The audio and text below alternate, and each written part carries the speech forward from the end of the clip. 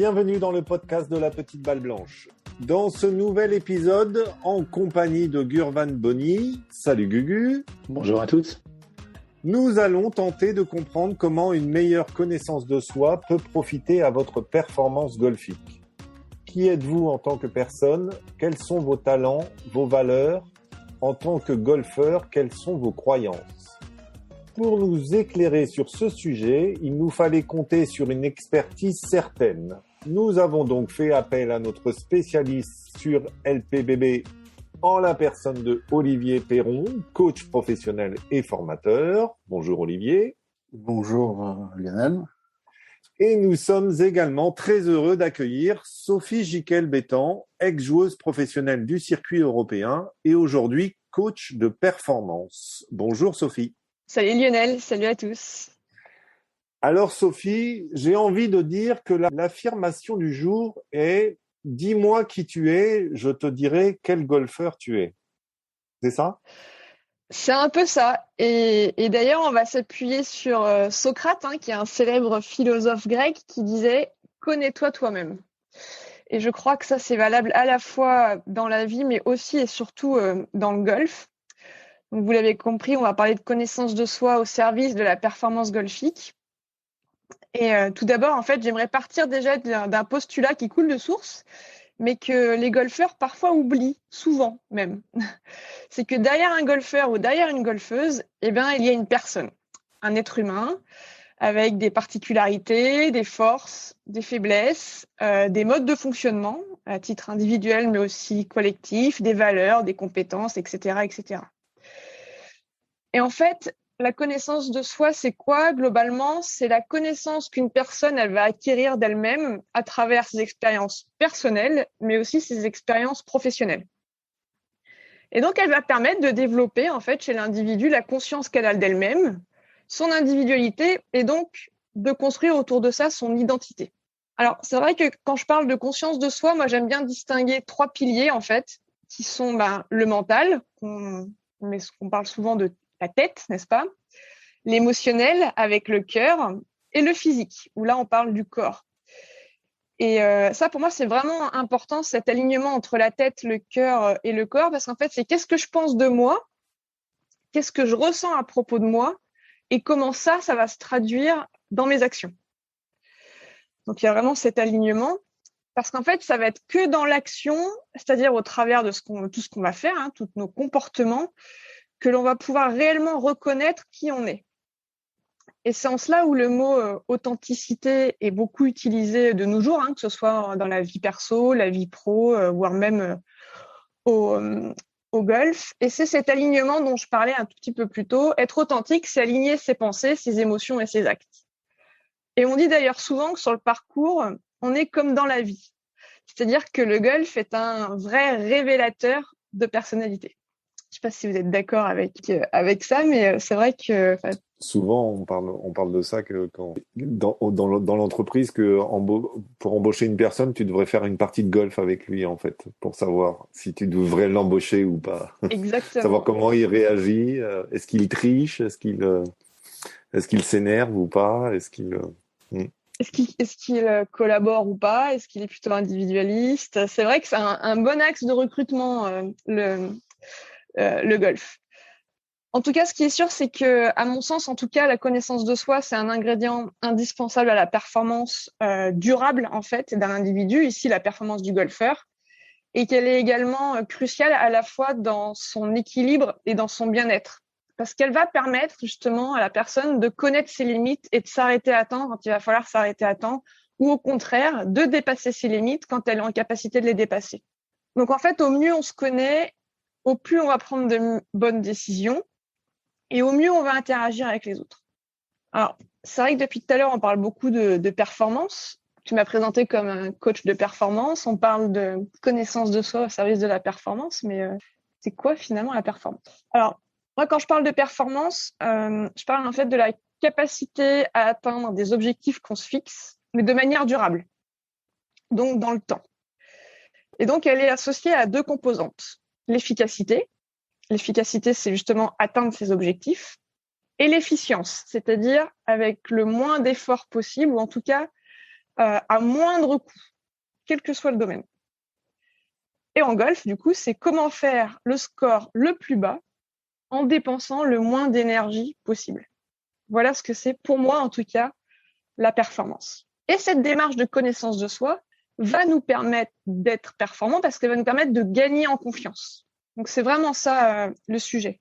Au plus je me connais, au plus je veux augmenter mon estime de moi et donc au plus je veux augmenter la qualité des pensées que j'ai à propos de moi. Et du coup, on a identifié 4 thèmes avec Olivier. Ça va être justement cette notion d'identité, qui je suis, les tests de personnalité, les outils d'analyse et de compréhension que le golfeur ou la golfeuse va pouvoir utiliser à titre individuel en autonomie, et les fameuses croyances. Donc voilà le programme en tout cas du podcast. Vaste programme, mais intéressant programme. Parce qu'effectivement, la connaissance de soi, c'est à la fois, comme le disait Sophie, il y a 2 aspects. Il y a le côté identité et le côté personnalité. Donc, dans la personnalité, on a tout ce qui est le rapport aux autres, ce qu'on va l'appeler l'intelligence interpersonnelle, et qu'effectivement, au golf, en fait, on joue à plusieurs. Et l'autre aspect de la connaissance de soi, c'est le côté identité, qui est aussi l'intelligence intrapersonnelle. Et je vais laisser en fait Sophie développer cet aspect-là et nous donner quelques pistes pour mieux se connaître. Quelques pistes, quelques outils, effectivement. Donc, on a parlé tout à l'heure de talent et de valeur. Quelle est la différence entre les deux ? Un talent, c'est plutôt une aptitude que va avoir une personne. Donc, identifier ses talents va permettre à la personne de prendre conscience de ses aptitudes et donc de se mettre en confiance. Un talent, c'est une ressource qui va permettre d'atteindre ses objectifs. Alors, évidemment, on peut en avoir plusieurs, des talents. En tout cas, on l'espère. Déjà, c'est pas mal. Et en fait, ils sont généralement assez stables dans notre vie, contrairement à ce qu'on peut penser. Et surtout, ce qui est super intéressant, c'est qu'on peut les transposer d'un domaine à un autre. Et ça, moi, je l'utilise beaucoup en accompagnement, en préparation mentale. Ne serait-ce que la semaine dernière, je vous prends l'exemple d'une dame que j'accompagne et je la fais creuser sur ses talents parce qu'on travaillait sur l'estime de soi. Puis je lui dis, mais ok, alors ton talent, apparemment, tu aimes cuisiner et tu fais ça plutôt bien. Les gens ils trouvent que tu es plutôt bonne en cuisine. Donc concrètement, quelle est ta routine pour cuisiner ? Qu'est-ce que tu mets en place pour cuisiner ? Et donc, elle commence à me décrire toute sa stratégie. Comment elle imagine le plat, comment elle s'y prend en fait pour pouvoir être aussi bonne en cuisine. Et en fait, on a fait le lien avec la manière dont elle se prépare à la cuisine et la manière dont elle se prépare pour un coup de golf. Et là, il y a une prise de conscience et elle me dit, mais attends, mais je comprends pas, je fais pas du tout la même chose. Mais pas du tout la même chose. Tout ça pour dire que, en tout cas, pour appuyer le fait qu'un talent dans un domaine, on peut le transposer au golf et inversement. Et c'est ça qui est intéressant. Parce qu'on a beaucoup tendance, en France surtout, à appuyer sur les points faibles pour tenter de les améliorer. Parce qu'on pense que c'est là qu'on va gagner des points. Or, l'idéal étant de s'appuyer plutôt sur ces talents existants. On parlait d'énergie tout à l'heure et d'effort. Parce que c'est beaucoup plus facile de faire de talent un point fort que de créer de nouvelles aptitudes. Et c'est là-dessus que moi, je souhaite vraiment insister, parce que je l'ai vécu en tant que joueuse et je le vis aujourd'hui aussi en tant que coach, c'est comment faire en sorte d'appuyer sur ces points forts, et notamment par du feedback. On y reviendra plus tard avec Olivier sur cette notion de feedback, mais ça me semble en tout cas hyper important. Donc en fait, en coaching, on va accompagner dans la mise en lumière de la prise de conscience, en tout cas de ses aptitudes, de ses talents, pour les transformer en points forts, en les cultivant, ces talents. Parce qu'en fait, au plus on va s'entraîner sur les points où on a de la valeur ajoutée, et au plus on va rendre notre entraînement utile. Et au plus on va gagner du temps, et on va gagner donc en efficacité et en efficience, et en temps, et donc en performance. Si on ramène ça au golf plutôt qu'à la cuisine, en l'occurrence, si mon talent c'est le petit jeu, vaut mieux que je passe du temps à m'entraîner à renforcer ce talent et non plus sur des approches à plutôt chercher à me mettre à moins de 2 mètres du drapeau plutôt que 5 aujourd'hui, plutôt que de travailler par exemple les mises en jeu. Si on ramène ça au golf ou c'est trop trop concret ou trop précis, on va dire. Non, c'est tout à fait ça. Alors après, je dis pas qu'il faut pas les travailler, ces points faibles. Ouais. Hein. C'est pas du tout ça le sens de mon propos, mais c'est rééquilibrer en fait. Si on a 2 heures où on souhaite s'entraîner, par exemple, au lieu de passer 1 heure et demie à taper des balles parce qu'on a l'impression que le grand jeu c'est notre point faible et que notre petit jeu c'est notre point fort, à minima faire du 50-50, voire du 60-40. Pour continuer à renforcer ses points forts et que du coup ils s'affaiblissent pas dans le temps parce qu'on passe trop de temps sur nos points faibles. D'accord. C'est une question d'équilibre en fait. Ok. Et je rajouterais en fait que les talents, c'est des aptitudes en fait qu'on fait de manière plaisante. On prend du plaisir aussi à les mettre en œuvre. On met ça facilement en œuvre. Donc, de les travailler à l'entraînement, ça permet aussi de prendre du plaisir et d'entretenir la motivation. Exactement, complètement d'accord avec toi. Arrêtez de taper 80 slices de suite sur le practice et plutôt rentrer des potes un peu pour avoir un peu de positif quoi dans la journée quoi. Ouais. En même temps, quand t'en mets un qui est plein fairway, c'est super positif. Oui, c'est ça, c'est ça. C'est ça. Mais c'est la chance. Et du coup, ça renforce la confiance, la notion de plaisir et de motivation, ce qui est important. Donc ça, c'était sur la notion de talent pour vraiment mettre en lumière les points, en tout cas, sur lesquels on est bon. Et c'est important de les mettre en lumière. Et après, il y a un deuxième sujet qui est intéressant, à mon sens, à développer sur cette notion d'identité, c'est quelles sont ses valeurs. Une valeur, c'est quoi? Une valeur, c'est ce qui est important, en fait, pour moi. C'est ce qui va m'animer et ce qui va guider mes comportements. Quelques exemples de valeurs, ça va être l'engagement, le dépassement de soi, l'honnêteté, etc., etc. Et en fait, je vais être en énergie quand mes comportements ils vont être alignés avec mes valeurs. Donc, au plus je vais aligner mes comportements au golf avec mes valeurs personnelles, au plus je vais être en énergie aussi sur un parcours de golf. Et celles-ci, pour le coup, elles évoluent parfois au cours de la vie et c'est important de les mettre en parallèle avec ses objectifs. Je pense il me semble que vous avez déjà fait un podcast justement sur la notion d'objectif. Et confronter ces objectifs avec ces valeurs, ça va donner encore plus de sens à nos objectifs et ça va augmenter cette motivation dont parlait Olivier un petit peu plus tôt. Et c'est de là que va naître justement cet engagement dans tout ce qu'on va entreprendre. Alors, ça se traduit souvent par une question du style en quoi c'est important pour toi d'atteindre cet objectif, par exemple. On va faire des parallèles, des ponts entre comment le golfeur fonctionne, la personne fonctionne au golf en tant que joueur de golf et par rapport à ses valeurs personnelles pour qu'ils prennent conscience en fait des similitudes mais aussi des différences. Et le type de question qu'on peut poser, c'est comment tu vas nourrir ta valeur de l'engagement, par exemple, dans ton jeu ou dans ta routine. À quel point tu es engagé dans ta routine pour pouvoir réaliser ton coup de golf. Et en fait, on va mettre du sens autour de tout ce qu'on fait, dans tous nos comportements, en tout cas de golfeurs, en utilisant les valeurs personnelles que l'on a dans notre identité et dans notre personne, en fait, tout simplement. Gugut? Je joue souvent en me sous-estimant, en m'insultant, parce que en fait, grosso modo, en fait, j'aime pas prendre trop de risques parce que j'ai peur de mal faire. Donc, moi, je sais que je suis plutôt le timoré, on appelle ça dans mon équipe. À l'inverse, j'ai d'autres joueurs qui sont, comment on appelle ça, des tout est possible. On va dire ça comme ça. Ou genre, en fait, voilà, ça passe. Enfin, plutôt globalement, ça casse, mais de temps en temps, ça passe. Et ils ont toujours le souvenir, en gros, du moment où ça passe. Et c'est vrai que quand on joue en double, c'est difficile. parce que il y en a un qui se dit tu veux pas sortir ton petit fer 3 et l'autre qui dit non, c'est bon, un driver en coupe ou on passe au-dessus des arbres, ça match. Et c'est vrai qu'après, c'est moi, enfin, voilà, moi, mes valeurs personnelles, en gros, dans ce système de pensée, font que je vais plutôt avoir tendance à limiter les dégâts. Et c'est vrai que quand j'ai mon partenaire qui me dit allez, essaye de tirer un peu plus, prends un peu plus de risques, c'est pas un crève-cœur, mais c'est dur.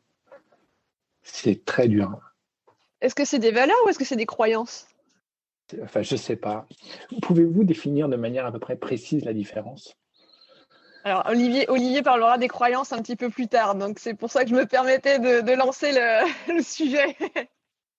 Non, mais ce qui est intéressant là, dans ce que tu dis dans ton témoignage, Gurvan, c'est que tu sais, dans quel environnement tu vas être performant. Donc, tu as déjà, un bon niveau de connaissance golfique et personnel. Sauf que certains vont te dire que si jamais éventuellement je changeais un petit peu d'attitude, je serais peut-être plus performant. Comme j'arrive pas à en être totalement convaincu, je reste à ce que j'appelle moi, tu me masqueras, hein, mais ce que j'appelle moi la stratégie petite bite. D'accord? C'est toute une histoire. Mais grosso modo, voilà. Donc après, moi j'applique ça, je déroule ça tranquille, voilà, pouf. Après, de là à savoir si c'est une croyance ou une valeur, je ne sais pas. Ce que je sais en tout cas, c'est qu'en gros, ça me rassure. Ça me perturbe pas trop quand je suis dans une situation de stress. Je me dis, bon, ok, je vois un petit coup de fer 7 à 150 mètres alors que tu pourrais péter un drive. Bon, écoute, ça va, je sais le faire correctement, je vais pas me mettre dans le caca. Est-ce que quand tu prends des risques, ça fonctionne? Si on te pousse au-delà de ce que tu es, en fait, on te dit, bah tiens, est-ce que majoritairement, tu réussis ou tu rates? C'est le travail que j'essaie d'entreprendre pour essayer de mettre plus de peps pour l'instant, et pour l'instant, ça marche pas. D'accord. Là, ce qui est intéressant, c'est aussi de savoir quelle émotion il y a derrière, parce que moi, de ce que j'entends, en tout cas, j'entends de la peur. Ouais, c'est ça. Et donc, c'est d'aller creuser cette émotion de la peur. La crainte de mal faire ou la crainte, en gros, de se dire bah, c'est con quand même de se prendre un double et de jouer le tiers de son handicap, alors qu'en étant juste un tout petit peu plus malin ou plus stratège, tu aurais pu jouer juste un petit par ou un petit bogey. En tout cas, ce qui est intéressant, c'est que par rapport à ça, en tout cas, ça veut dire que tout ce qu'on fait à la fois en dehors du golf et à la fois sur le golf peut nous nourrir en tant que personne et en tant que golfeur, et peut nous aider en fait à élaborer nos propres stratégies de réussite sur le terrain. Parce que mine de rien, Gurvan, il a raison, Olivier, c'est que ok, toi, tu as l'impression de jouer en dedans, cependant, tu te connais et du coup, tu élabores tes propres stratégies de réussite à toi. À voir ensuite comment on peut les rendre encore plus performantes. Mais ça reste une stratégie de réussite, en tout cas sur le terrain. Et c'est en ça où la personne que l'on est en dehors nourrit le golfeur et inversement. Donc, en tout cas, c'était ça que j'avais envie de souligner dans cette notion d'identité. Parce qu'au final, on joue au golf comme on est dans la vie. Et au plus on va se connaître, au mieux on va se connaître et au mieux on va jouer, en fait. Alors, est-ce que sur ces concepts généraux, on va dire, est-ce qu'il y a des outils ou des questionnaires, enfin quelque chose de concret qu'on peut utiliser pour apprendre à mieux se connaître, en fait? Effectivement, on a des outils, on va avoir des questionnaires, on va avoir des tests en fait à certains moments dans nos accompagnements qui vont être, sur la performance sportive et qui vont aussi se rapprocher en fait aussi des bilans de compétences qu'on peut connaître dans le monde professionnel. Et on a des tests, on peut utiliser des tests de personnalité qui certains vont être spécifiques à l'accompagnement des sportifs et d'autres en fait qui sont généralistes, qui sont les tests de personnalité qui vont être utilisés en bilan de compétences ou en accompagnement professionnel. Je voulais dire que l'objectif de ces tests, c'est vraiment de produire de la connaissance sur soi, de mieux connaître les éléments de sa personnalité, sur son tempérament, son caractère, sur ses motivations, ses émotions, ses intérêts, et aussi sa relation aux autres. Puisqu'au golf, on joue pas non plus tout seul, donc c'est aussi intéressant on joue en équipe, on joue avec des partenaires. C'est aussi intéressant de connaître sa relation aux autres, comment on réagit. Et puis, pour rappel, en fait, sur tous ces tests, il n'y a absolument pas de mauvaise ou de bonne personnalité. Il n'y a pas de bonne ou de mauvaise réponse au questionnaire, au test. Il y a juste des réponses qui vont pas être cohérentes, ou voilà, quand elles sont débriefées après en entretien. Et vraiment, l'objectif de ces tests, c'est de déterminer ce que disait Sophie précédemment. C'est vraiment de déterminer ses atouts, ses forces, et puis de déterminer les environnements en fait dans lesquels nous sommes les plus performants, et ceux dans lesquels nous pouvons avoir plus de difficultés, et donc se préparer un peu plus en fait dans ces moments-là. Juste pour illustrer, c'est un peu ce que Koepka en fait disait avant la Ryder Cup. Ses propos ont été un peu montés en épingle, mais il expliquait juste en fait dans quelles conditions lui il était performant sur un tournoi. Et dans un tournoi, à un moment, il a besoin de couper avec le golf, totalement, de jouer, de faire du sport, d'aller à la salle de sport, de regarder la télé, mais absolument pas de penser au golf. Et ça, c'est très très bien pour lui personnellement, enfin voilà, de connaître ces éléments-là. Après, c'était dans un contexte où il jouait en équipe par rapport on va dire, à un quotidien où il est en individuel, quoi. Et, pour rappel, pour ceux qui n'ont pas suivi, que Koepka disait qu'il aimait bien, par exemple, faire des siestes et que ça l'embêtait de devoir avoir une réunion avec les coachs et tout ça sur la stratégie d'équipe à ce moment-là, et je pense que c'est ce qu'a réussi Steve Stricker cette année, c'est de laisser les joueurs jouer, avoir leur propre moment de personnel, on va dire, et pas les embêter avec des coachings d'équipe, en fait. Ce qui visiblement a réussi. Ouais. Ben, en plus d'être fort, quoi, techniquement sur le golf. C'est toute la difficulté dans un sport individuel, c'est comment réussir à créer cette cohésion d'équipe tout en gardant les spécificités de chacun, parce qu'ils ont l'habitude de performer en étant quand même seuls, en ayant leur propre routine de performance pour le coup. Et c'est comment faire pour que tout ça s'embrigue, pour qu'en équipe ça fonctionne malgré tout. Ouais. Non, puis la question par rapport aux autres, elle est aussi importante, elle dépend aussi des autres. Enfin, par exemple, moi j'ai beaucoup plus de mal à jouer quand je joue avec ma femme et mon fils. J'ai plus de mal à être concentré parce que mon fils est jeune et que tu as envie de l'accompagner un peu et tout ça, donc t'es moins concentré sur ta partie que quand tu joues avec des gens que tu connais pas, où finalement c'est un peu plus facile de rester dans ta bulle. Donc, et j'imagine, Olivier, qu'il y a des tests précis, quoi. Enfin, des tests renommés, on va dire, qui existent. Et effectivement, on a quelques tests qui sont utilisés voilà, de manière générale sur les accompagnements professionnels. Voilà, pour lister rapidement, on a l'Action Type, on a l'Enneagram, on a le test les Big Five, et un plus récent qui est le profil Success. Et je laisserai Sophie après, voilà, et peut-être expliquer un peu le détail de ces tests-là. Et après, je voulais insister, moi, sur deux plus précisément, qui sont le MBTI et puis le DISC. En fait, qui sont justement liés à la personnalité et à l'identité. Le MBTI va être plus sur l'identité et va classer, en fait, les individus en 16 grandes identités. Il est donc centré sur la personne. Et le disque, en fait, va nous donner des informations, en fait, sur notre communication, sur notre relation aux autres. Le disque est utilisé assez couramment en management. Il va classer, en fait, les individus à l'aide de couleurs, voilà, schématiquement. Le MBTI, en fait, va classer les personnes selon 4 axes, selon notre source d'énergie, si on est plutôt expansif ou réservé, la façon dont on recueille l'information, comment on la code, si on est plutôt concret ou intuitif, la façon dont on prend nos décisions, si on est plutôt objectif ou subjectif, et puis sur notre mode d'action préféré, si on est vraiment dans la planification ou dans l'adaptation. Et en fait, quand on combine ces 4 dominantes-là, on a donc les 16 personnalités qui sont réparties en 4 grandes familles assez explicites.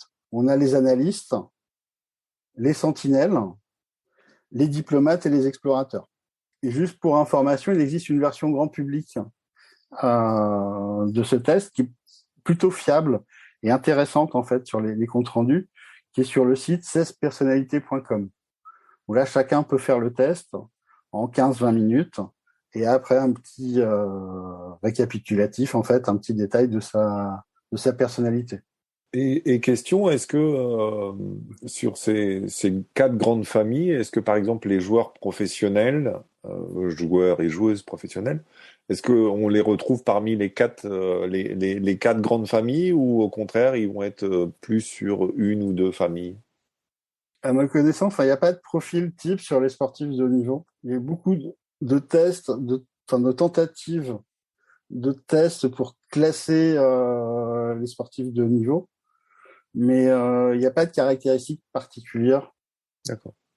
Après, il y avait eu une émission justement il y en a un dont on n'a pas parlé, c'est les 4 colors, 4 couleurs avec pareil, ça vient du disque, hein, donc c'est les mêmes couleurs, hein, bleu, rouge, vert, jaune.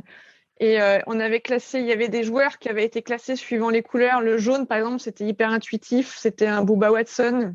Je les connais pas par cœur, mais dans le bleu ou le rouge, c'était justement hyper analytique. Il y avait Justin Rose, etc. Donc on avait tenté de mettre des joueurs en face des cases couleurs pour faire comprendre aux personnes à quoi ça pouvait correspondre. Mais encore une fois, il n'y a pas de c'est bien ou c'est mal. Chacun fonctionne différemment et l'important, c'est vraiment de savoir comment on fonctionne pour pouvoir être performant, quoi. Bryson DeChambeau, il est moitié analyste et moitié explorateur, quoi. Enfin, n'importe. Arrêtez avec Bryson, bordel. Ah non, mais il est à part. Petite question. Dans les poncifs de notre sport, il y a souvent en gros qu'il faut essayer d'éviter de se faire polluer. Donc de fait, donc je plains, pardon à tous mes partenaires, moi qui ai tendance à souvent parler. Comment est-ce que, dans mon idée, ça veut dire, on va appeler ça essayer de limiter, on va appeler ça les interactions avec les partenaires pour éviter des phases de déconcentration. Mais ça veut dire que, alors déjà, est-ce que cette idée semble être plutôt cohérente ou plutôt pas? Et est-ce que ça veut dire qu'il y a quand même des personnes qui ont besoin éventuellement d'interagir avec les autres pour pouvoir quand même réussir à mieux jouer au golf? J'entends individuellement, d'accord? Alors, le grand signe de la tête, oui. Et je vais te faire une réponse de coach, ça dépend. Tu as des joueurs qui ont besoin d'être dans leur bulle, qui ne vont quasiment pas parler à leur partenaire de jeu, qui vont très peu échanger avec leurs cadets si c'est des joueurs professionnels, et d'autres, au contraire, qui vont avoir besoin de sortir, de parler, et de trouver à quel moment c'est le bon moment pour eux de se remettre dans leur bulle pour pouvoir être concentrés au bon moment. Parce que sur un parcours, on ne peut pas être concentré pendant 4h30, on est d'accord? Sinon, on finit sur les rotules. Enfin, c'est même impossible. Donc, l'idée, c'est justement de savoir à quel moment je me concentre et à quel moment je me déconcentre pour, encore une fois, garder ce niveau d'énergie jusqu'au 18. Donc, ça voudrait dire que dans l'idée, il faudrait que à peu près chaque golfeur qui est pour objectif, on va appeler ça, de tendre vers la performance, ait une connaissance précise de qui il est et de savoir à minima, au moins en gros, sans parler éventuellement de la nutrition et choses comme ça, mais au moins un minima de savoir à quel moment il doit rester focus sur lui-même et se dire, attention, maintenant je switch, je passe de plaisantin éventuellement à genre super concentré.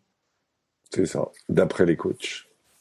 T'as tout compris, Gugu. C'est bon. Tu vois, quand tu veux. Exactement. Alors, cet été, en suivant un Grand Prix jeune, j'ai observé dans une partie, en fait, un jeune qui avait besoin, qu'il faisait inconsciemment, mais qui, dans sa relation aux autres, en fait, est très proche des autres. Il est très tactile et il a besoin de toucher les autres. Et c'était très impressionnant de voir la façon dont il se comportait, en fait, avec les deux autres et comment il rentrait, en fait, dans leur bulle. Et c'était un beau moment d'observation. Et le deuxième jour, c'est lui qui a le mieux joué. Ça doit être rigolé si tes partenaires n'aiment pas être touchés. Ouais. Exemple perso, j'ai joué il y a un mois en compétition golf entreprise. Au bout du 3e trou, en fait, il y a un des joueurs, en fait, je m'arrêtais, je posais mon chariot, en fait, je l'arrêtais à 3 mètres de lui. Parce que j'étais sûr que là, il n'y avait pas d'interaction. Et que je pouvais rester concentré sur mon jeu. Il se connaît bien, Olivier. C'est ça. C'est un long travail commencé il y a quelques années. Pour revenir sur ce que disait, ce qu'évoquait Sophie sur les 4 couleurs et sur le disque qui est effectivement utilisé en management pour la communication des équipes. Disque, c'est l'acronyme de dominant qui va correspondre à la couleur rouge, influent la couleur jaune, stable la couleur verte et conforme la couleur bleue. Et c'est les 4 composantes, en fait, qui vont déterminer le profil. Et dans ce test, en fait, on a 2 profils. Un qui est dit naturel et un adapté qui apparaît, en fait, quand on est sous pression. Donc, on peut avoir des profils différents, naturellement ou sous pression. Et puis, ça va être un résultat en pourcentage. C'est pas du 100%. C'est une modulation de chaque couleur. En fait, on est les 4 couleurs globalement. Après, il y en a qui seront dominantes, mais on est toujours un peu de tout, parce qu'on est une personne, on est un être humain, on n'est pas que bleu ou que rouge, on est forcément les 4 couleurs, mais ensuite, c'est savoir quelle couleur est dominante pour soi. Et sur le test, en fait, des 4 couleurs, le test du disque, il est utilisé en golf, il est utilisé dans l'accompagnement en golf par Stéphane Mourgue, qui l'utilise, en fait, pour adapter les exercices et son vocabulaire, en fait, à la personnalité du joueur ou de la joueuse pour justement gagner en efficacité, gagner en efficience. Parce qu'il y a des types d'exercices qui vont être adaptés à certaines personnalités. Les exercices répétitifs vont correspondre au profil plutôt conforme et d'autres ont besoin d'être sur des exercices de performance. Et donc, on adapte et on gagne en efficacité. Et ces tests, ils sont intéressants, selon moi, en fait, pour différents types de joueurs, puisqu'on peut, pour moi, pour les amateurs, quand on bute sur une difficulté à résoudre, ça peut être intéressant de passer par un test de personnalité pour valider ou invalider, en fait, une hypothèse. Voilà, ça apporte un éclairage. Pour des jeunes, qui vont s'orienter vers du haut niveau, on peut aussi se servir de ce travail-là en orientation scolaire, en orientation professionnelle. Ça peut aussi apporter des outils, des grilles de lecture. Et puis, enfin, pour les pros ou ceux qui vont sur cette voie pro, ils vont aussi faire une voie, être joueur pro, c'est aussi être entrepreneur. Et donc, c'est aussi important de se connaître pour bien gérer son staff, bien connaître, bien s'entourer, prendre les bons coachs, bien travailler, en équipe. Et si je vous parlais, des tests plutôt généralistes là, il y a aussi des tests en fait qui sont spécifiques, qui ont été développés dans le domaine de la psychologie du sport, qui vont être sur les motivations des joueurs, des joueuses, sur leur perception du succès, s'ils sont plutôt sur l'amélioration sur la maîtrise technique ou bien sur le fait de gagner. C'est les 2 grands profils en termes de motivation sportive. Et puis, on a aussi des tests qui sont liés aux émotions, qui permettent de questionner l'état émotionnel des joueurs et des joueuses avant et après les compétitions. Et puis après, on a aussi des tests qui sont vraiment généralistes sur les personnalités des sportifs. Donc, trois principaux tests, juste pour les citer, qui sont l'OMSAT 4, qui va mesurer le degré de maîtrise des différentes habiletés mentales. La fixation d'objectifs, la visualisation, la réaction au stress. Il y a le test de stratégie personnelle qui permet de mesurer les différences d'engagement entre l'entraînement et la compétition. Et puis un qui s'appelle le Spotlight, qui permet de mieux comprendre en fait son comportement et son état d'esprit en contexte de performance. C'est-à-dire que là, quand on est un peu au pied du mur, à la Ryder Cup par exemple, comment on se comporte? Ça, j'imagine, c'est un travail que vous faites régulièrement avec vos coachés, mais tout le monde n'est pas dans ce mode-là en fait de s'appuyer sur un coach parce qu'on est un golfeur occasionnel ou loisir et on voit pas forcément l'intérêt, déjà que pas mal de gens ont du mal à prendre un coach déjà technique alors qu'ils devraient peut-être commencer par ça. Est-ce que comment on peut faire pour peut-être apprendre à s'analyser un peu tout seul comment on fait pour s'évaluer, par exemple, on va être capable d'évaluer le nombre de birdies, de par et de bogey ou de coups sur le fairway ou de green touché assez facilement, mais Mais il y a aussi tous les objectifs par ailleurs, Sophie. Comment on fait pour avoir un feedback en fait sur sa partie? Ben, alors, il y a plusieurs choses. Il y a déjà, avant même la partie, il y a un état de lieu qui part de la boussole en fait de la performance. Un état des lieux de la personne, c'est où j'en suis aujourd'hui techniquement, physiquement, mentalement et stratégiquement. Ça, c'est les quatre pôles, on va dire, de la boussole de la performance qu'on peut faire de manière tout à fait autonome. Hein. C'est OK, prendre un peu de recul sur sa pratique, dire OK, techniquement, qu'est-ce qui me manque aujourd'hui hein, pour revenir sur ce que disait Gurvan tout à l'heure. Bah ouais, alors le driving, c'est mon point faible. En revanche, mon point fort, ça va être les putts entre 0 et 4 mètres, etc. Faire pareil sur le physique. Peut-être, bah oui, j'ai de l'endurance. Par contre, en termes d'alimentation, des fois j'ai des petits pics. Je sens que ça booste un peu. Peut-être qu'il y aurait un truc à faire autour de l'alimentation ou mentalement. Ouais, alors je suis super motivée au départ du 1, mais dès que j'arrive au fur et à mesure du parcours, je commence à stresser parce que j'ai mes pensées qui arrivent dans le futur. Oh là là, mais attention, parce que là je joue super bien, qu'est-ce que je vais rendre comme carte? Et puis stratégiquement, faire le point sur, OK, est-ce que je suis plutôt, comme disait tout à l'heure Gurvan également, plutôt quelqu'un à prendre peu de risques ou plutôt quelqu'un qui est très offensif? Et sur ces points-là, qu'est-ce que j'ai envie, qu'est-ce qui est bien pour revenir sur les talents et qu'est-ce que j'ai envie d'améliorer? Et ensuite, voir qu'est-ce que j'ai envie de mettre comme plan d'action, entre guillemets, en face. Donc ça, c'est vraiment un état des lieux autonome de la personne sur sa performance. Donc ça, c'est un premier outil. Ensuite, le deuxième outil, moi, que j'aime bien faire utiliser à mes coachés, mais qu'on peut faire aussi de manière autonome. On est encore sur cette notion d'état des lieux, mais là, il n'y a que deux pages. En gros, il y a la première page, c'est qu'est-ce que je fais quand je joue bien? Et là, je fais une liste de tout ce que je fais quand je joue bien. Mais ça peut aller loin. Hein. Ça peut être ah bah tiens, ce matin au petit-déj, j'ai mangé tel truc. J'ai mangé un œuf avec une tranche de pain complet et des fruits. Ça va être, je suis arrivée 1 heure avant mon départ au golf. Ça va être, tiens, j'ai bien joué, j'ai fait un échauffement musculaire avant d'arriver au golf aujourd'hui. D'habitude, je le fais pas, etc., etc. Un peu à la Victor Pérez, vous savez, avec son petit carnet là où il note tout dedans. Et pareil, quand ça se passe moins bien. Bah tiens, quand ça se passe moins bien, je suis hyper crispée sur le parcours, ou j'ai un dialogue interne négatif, ou au contraire, bah tiens, généralement, je bois pas, ou je me renferme sur moi-même. Et ensuite, c'est de trouver des passerelles, des antidotes pour passer du OK, aujourd'hui, je suis dans une journée où ça se passe moins bien, j'en suis consciente. Comment je fais pour retrouver mon état de performance?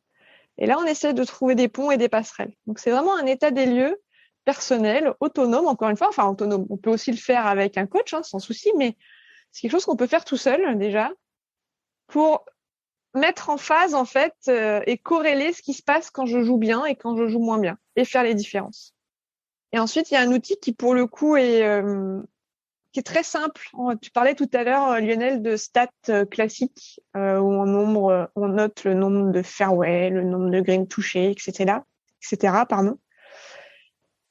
Et il y a un truc qui est encore plus simple, que moi, j'utilisais en tant que joueuse pour savoir sur quoi j'allais m'entraîner l'après-midi. Après la partie, en fait, je notais les 3 choses que j'avais bien réalisées. Ça peut être aujourd'hui, j'ai super bien drivé, ou aujourd'hui, tiens, j'ai eu un super état d'esprit, ou tiens, le coup de fer 5 du 12, il était magique. Voilà, noter les 3 points qui étaient très positifs dans la journée. Noter la chose à améliorer. Donc, on est d'accord que c'est un ratio de 3 pour 1. Donc, quel est le point sur lequel ça mérite, en tout cas, que je porte mon attention à améliorer? Et comment je l'améliore? Du coup, on passe à l'action derrière. On peut passer à l'action en allant putter 20 minutes, hein, ou en allant faire 15 minutes de driving. Hein. C'est pas le temps qu'on mesure, c'est qu'est-ce qui est amélioré et comment je passe à l'action. Mais seulement après qu'on ait pris conscience de nos qualités du jour J. On revient sur cette notion de talent, comment je renforce mes talents. Donc ça, c'est 3 outils qui sont assez concrets, qu'on peut faire tout seul, sans forcément être accompagné. On peut aussi le faire accompagner, mais tout seul, pour pouvoir mesurer où j'en suis, comment s'est passée ma journée et qu'est-ce que j'ai envie d'en faire.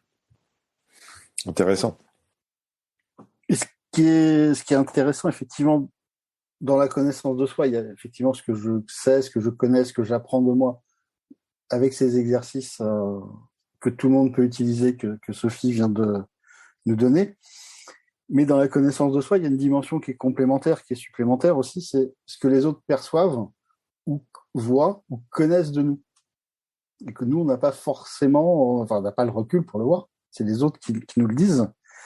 Et quand c'est possible, on peut faire aussi des feedbacks avec des partenaires. Donc, pour les joueurs pros, c'est plus facile, puisqu'ils ont le cadet. Ils ont le coach qui est pas toujours là, mais qui est souvent là et qui est disponible, en fait, à distance.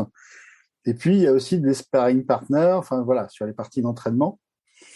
Et qui, pour des joueurs amateurs qui jouent aussi en équipe, ça peut aussi être intéressant de savoir, enfin voilà, les débriefs que pouvait faire Sophie avec ses partenaires d'entraînement. Alors en fait, il y avait beaucoup de débriefs avec le cadet, en fait, surtout. Il y avait des débriefs parfois qui étaient sur le parcours, suite à un coup, en fait, tout simplement, analyser un coup qui était joué pour pouvoir ensuite améliorer les prochains coups. Mais il y avait aussi à la fin de la partie, faire un débrief, un feedback de la partie ensemble, ce qui permettait d'avoir le point de vue du joueur, enfin mon point de vue en l'occurrence, qui était vraiment très interne, et un point de vue beaucoup plus externe et parfois plus objectif du cadet, qui avait souvent ce rôle de relais aussi avec le coach. Parce que moi, mon coach n'était pas forcément très régulièrement là en tournoi. Donc moi, je faisais un débrief avec mon coach, donc il avait le ressenti de l'intérieur. Et derrière, le cadet appelait aussi de temps en temps le coach pour avoir ce regard extérieur sur moi, que moi, je ne voyais pas, évidemment, et qui apportait cet équilibre entre qu'est-ce que le joueur ou la joueuse ressent à l'intérieur et qu'est-ce que le cadet peut percevoir de l'extérieur, pour illustrer ce que disait Olivier un petit peu plus tôt. Après, les sparring partners, c'était plus à l'entraînement, effectivement, soit en partie de reconnaissance quand on jouait avec les filles en tournoi, soit carrément à Lyon, quand je m'entraînais avec d'autres joueurs, notamment à une époque, je m'entraînais beaucoup avec Gary Stahl. Et parfois, je vais pas dire qu'on s'auto-coachait, mais on se permettait en tout cas de se dire, bah tiens, par rapport à la dernière fois, c'est vrai que là, ça a bien évolué, ce secteur de jeu, etc., etc. Et c'est toujours intéressant d'avoir ce recul, en tout cas, d'autres personnes, parce que des fois, quand on est la tête dans le guidon, c'est dur de vraiment être très objectif, quoi. Ouais. Après, c'est bien d'avoir le recul de gens que tu connais ou que tu sollicites, parce que quand tu joues à un niveau amateur, tu as aussi le feedback des personnes à qui tu n'as rien demandé, quoi. Ah ouais, on est d'accord. Et qui te disent, non mais à mon avis, ton problème il vient de là, ou t'es trop loin de la balle, ou voilà. Et ça c'est hyper difficile en fait à gérer parce que même si tu essayes de pas en tenir compte, ça te fait quand même un peu sortir de ta bulle et te poser des questions que tu te posais peut-être pas, quoi. Ouais, t'as raison de le souligner, c'est important et je l'entends beaucoup, et je l'observe beaucoup quand on est au club. Et c'est vrai que les gens ont tendance à rentrer dans l'espace vital. J'appelle ça l'espace vital, moi, de l'autre. Et en fait, et surtout que tu t'aperçois que ça arrive assez peu avec les gens qui sont très bien classés. Ils ont cette espèce enfin, ce recul de pas rentrer justement dans ça, quoi. Et tu vas être plus avec un joueur moyen, on va dire, qui va être capable de te donner des leçons juste après avoir fait 2 grades d'ailleurs. En général, c'est là qu'il est le meilleur quand il te les donne.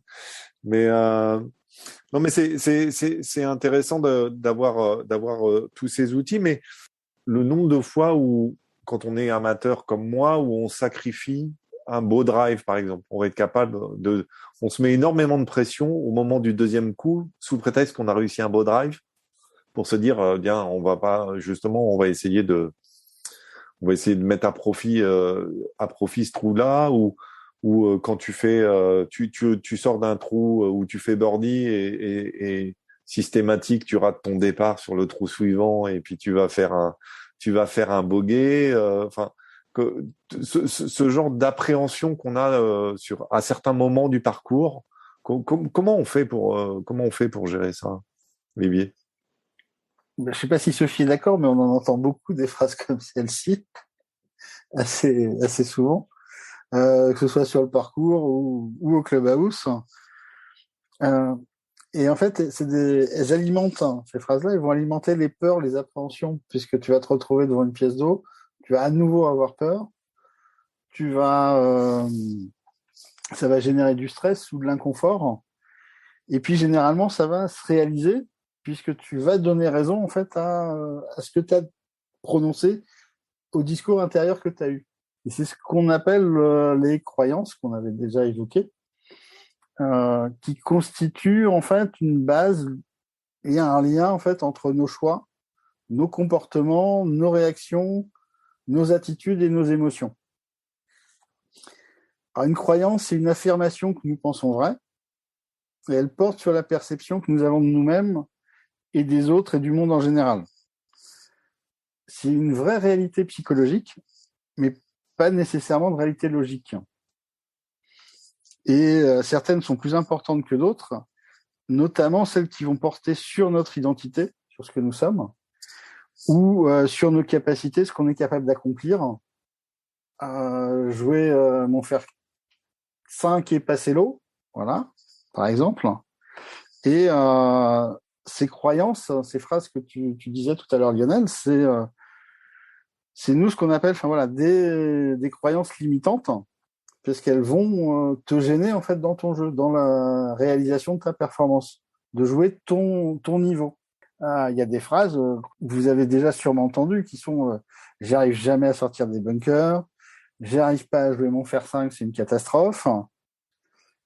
Et assez souvent, la croyance, c'est aussi une généralisation qu'on fait à partir d'expériences, là, sortie de bunker ou jouer son fer 5, et on a un effet boule de neige, puisque ce qu'on se dit, notre croyance, va influencer notre comportement, ce qu'on va faire, et la sensation, ce qu'on va ressentir, va venir renforcer notre croyance. Assez souvent, donc si tu te dis que tu vas mal jouer devant un obstacle d'eau, que tu vas pas le passer, tu vas tout mettre en œuvre en fait pour effectivement ne pas le passer.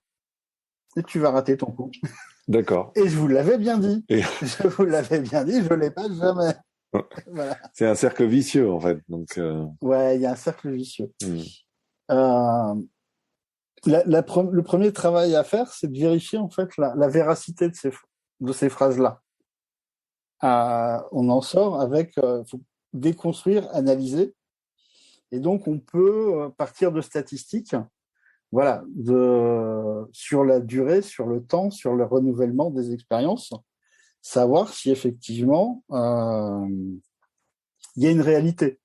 Voilà, je sors jamais des bunkers. Est-ce que c'est vrai? Combien de fois t'es allé dans un bunker? Combien de fois t'en es sorti? Est-ce que la sortie te satisfait? Parce que faire une sortie qui satisfait pas peut dire j'en sors jamais. Voilà. On généralise. Et donc c'est important de pas rester sur du ressenti et de revenir à du factuel. Et si effectivement c'est le cas, il y a vraiment des difficultés. La difficulté, elle est technique. Donc c'est le coach technique qui peut résoudre cette problématique-là. Ou alors il y a une question de stress. Il peut y avoir des questions de stress, d'appréhension. Donc on va travailler, voilà, sur ce stress, sur les causes, ou sur un changement de comportement pour réduire ce stress. Mais ce qui est intéressant, c'est la complémentarité en fait entre le coach technique et le coach mental, qui permet de surpasser des blocages. C'est parfois ni que l'un ou que l'autre, mais c'est la complémentarité des deux, qui va faire que la personne, elle va pouvoir mieux jouer tout simplement. Quand on écoute, enfin là, je vais plus m'appuyer sur l'expérience de Sophie en tant que joueuse, non pas que je veux faire injure à ton niveau de joueur, Olivier, mais quand on voit les pros ou même les amateurs de haut niveau, des fois, on les entend, on dit je savais pas du tout quel était mon score de la journée tellement j'étais dans ma partie, etc., etc. Enfin, moi, c'est un truc, c'est impossible, quoi. même si je veux pas, j'ai l'impression que ma tête, je sais exactement où j'en suis au niveau score, etc. Que c'est comment on arrive à ce niveau de concentration extrême en fait pour prendre chaque coup l'un après l'autre. En fait, c'est vraiment cette capacité à être dans le moment présent. Et à partir du principe que, de toute façon, le coup que j'ai à jouer là, maintenant, c'est ce coup-là. Et mon seul objectif, c'est de tout mettre en œuvre pour que ce coup-là soit réussi, en fait. Et ensuite, on répète cette même dynamique sur tous les autres coups pour qu'au final, à la fin de la journée, on ait, quoi qu'il arrive, donné le meilleur de soi-même. Et c'est beaucoup sur là-dessus qu'on s'évalue aussi en tant qu'athlète. Certes, il y a le résultat final, mais le résultat final, on n'a pas de contrôle dessus. C'est sur quel levier, sur quel facteur, moi, je vais pouvoir agir, qui va me permettre, in fine, d'avoir un bon résultat. Et plus on va se concentrer sur le process, là-dessus, et au plus on va oublier le résultat, au final. Et il arrive qu'il y ait des parties où on ne sache pas, effectivement, le score. Alors moi, ça m'est peu arrivé quand même, mais ça peut arriver. D'accord. Et pour revenir sur les croyances, il y a cette notion de rationaliser effectivement avec des faits concrets, mais il y a aussi des techniques après en préparation mentale de désancrage, etc., par de l'imagerie mentale, par des affirmations, etc., qui permettent de contrer ce type de croyances.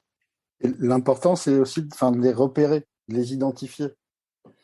On peut, dans son langage, dans ses expressions, quand on a tendance à généraliser le toujours ou le jamais, on est souvent dans des croyances et qui révèlent des croyances limitantes. Et quand on les identifie, on peut après donc les éliminer. Et après, en exercice, vous pouvez, avec vos partenaires de jeu, au clubhouse, en fait, essayer de les repérer en fait dans leur discours, dans le compte rendu de la partie. Moi, j'ai raté tous mes potes à 1 mètre aujourd'hui. Oui, c'est ça. Et donc, oui, sauf sur le 9, le 15, le 7. Exactement. Quel est l'impact de la connaissance de soi sur sa performance, en fait? Qu'est-ce qui, par rapport à je sais pas, je prends 1 heure de leçon tous les 15 jours avec un pro pour mon jeu de golf et ce travail sur une meilleure connaissance de soi. Qu'est-ce qui... Alors bon, c'est le comparatif est peut-être pas très juste parce que les deux ensemble vont faire que on va progresser, mais est-ce que une meilleure connaissance de soi vaut 2 mois de leçon de golf? C'est compliqué de mesurer parce que c'est pas, il n'y a pas d'effet mesurable concrètement. Moi, je pense que chaque coach, que ce soit un coach technique, un coach mental, un coach physique, etc., un nutritionniste, vous avez eu Nadia il n'y a pas si longtemps, chaque personne, chaque accompagnateur va permettre en fait au joueur ou à la joueuse d'apprendre à se connaître dans chaque domaine de la boussole de la performance dont on parlait un petit peu plus tôt. Et c'est le fait d'ajouter toutes ces connaissances de soi qui va faire que la connaissance de soi globale en tant que personne va augmenter et va évoluer en fait. Oui, puis j'imagine que de toute façon, dans l'absolu, une meilleure connaissance de soi aide à plusieurs niveaux, quoi, pas seulement que sur le golf. Évidemment. Il y aurait sans doute énormément à en dire encore. Vos expertises sont super intéressantes et puis j'espère qu'on aura l'occasion peut-être de refaire un sujet là-dessus prochainement. Qu'est-ce que le mot de la fin pour ce sujet de la connaissance de soi au service de la performance golfique? Je vais commencer par Olivier, comme ça on laissera Sophie conclure. Pour moi, c'est plus une méthode en fait.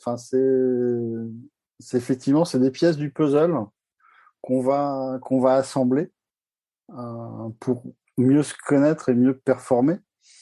Et puis c'est un processus en fait continu qui définit. La première étape, c'est d'identifier les situations problématiques. Après, il faut comprendre ces situations-là. On les analyse, on identifie des stratégies de résolution, on teste les solutions sur le parcours. Après, on refait un feedback du terrain. Et en fait, on est en adaptation continue. Et voilà, on est sur ce processus d'adaptation un peu circulaire. Sophie? Moi, je dirais que au-delà de la performance, je crois qu'en tant qu'être humain, on recherche tous et toutes à être une meilleure version de soi-même, à la fois en tant que personne, mais aussi en tant que golfeur, du coup. Et cette connaissance de soi va y participer. Et donc, on va gagner en efficacité, en énergie, en temps, en confiance, en autonomie, en estime de soi. Et c'est ça qui est important, en fait, c'est de continuer à s'améliorer en tant que personne et puis à se développer, puis à s'épanouir dans ce qu'on fait. Et ça y participe complètement. Super. Eh bien, merci beaucoup à tous les deux de votre intervention Merci pour l'invitation. de vos expertises.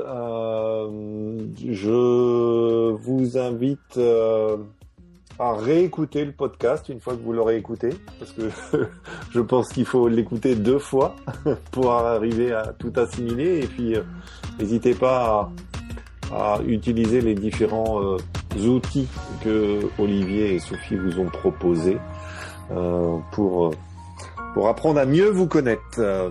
Je vous souhaite une très bonne semaine et à très bientôt. Au revoir Olivier, au revoir Sophie. Au revoir, à plus. Au revoir. Merci d'être venu Olivier. Ciao, ciao, bonne soirée, pareil.